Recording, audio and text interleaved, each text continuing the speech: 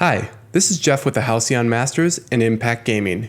We want to welcome you to the Heroic Ties series, where we take a closer look at the story and lore behind the Vainglory heroes. This is the third installment of our Stormguard Saga. If you are new to the story, part 1 can be found by clicking the card right up here. I've also put the links for part 1 and 2 in the description below. Without further ado, let's get into part 3 of the Stormguard Saga, featuring The Shield and the Bow and the Coup d'etat, originally written by SugarVenom. Catherine, asleep out in the borderlands, is now a mercenary. Her sleep is restless as she dreams of her training. A teacher/opponent smashes a dull sword repeatedly against the shield in her hand. In battle, there are no teachers, people, only instruments, and she is the shield.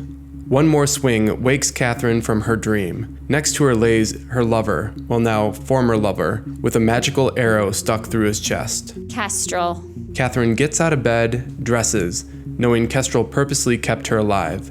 Exiting the tent, Catherine is surrounded by 30 unfamiliar women dressed in the familiar uniform of the Stormguard. Instead of fighting, Catherine rests her shield on the ground and calls out, "Salute, Kestrel." Catherine.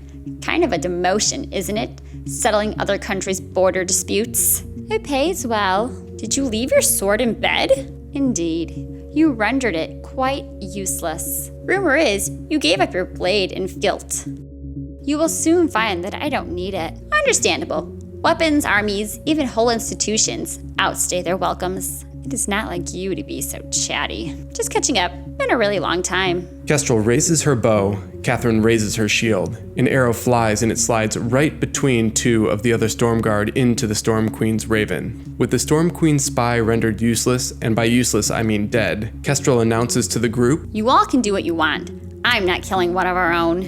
Breaking the tension, the best dagger woman darts across the snow in a flash. She appears a breath away from Kestrel and her blades crossed over the archer's throat. Really, Livia? Kestrel disappears into a phosphorescent cloud, and a distant voice, she gives the feel-good speech of the decade. And by feel-good speech of the decade, literally it's been 10 years since these two have seen each other. Kestrel reminds the rest of the Stormguard how Catherine was there for them as a friend and a teacher. Only one holdout, the youngest of the group, Elena, finds the two traitorous. Catherine finally speaks to the group, saying that she swore loyalty, not to the Queen or the country, but to the women fighting next to her. I am Stormguard.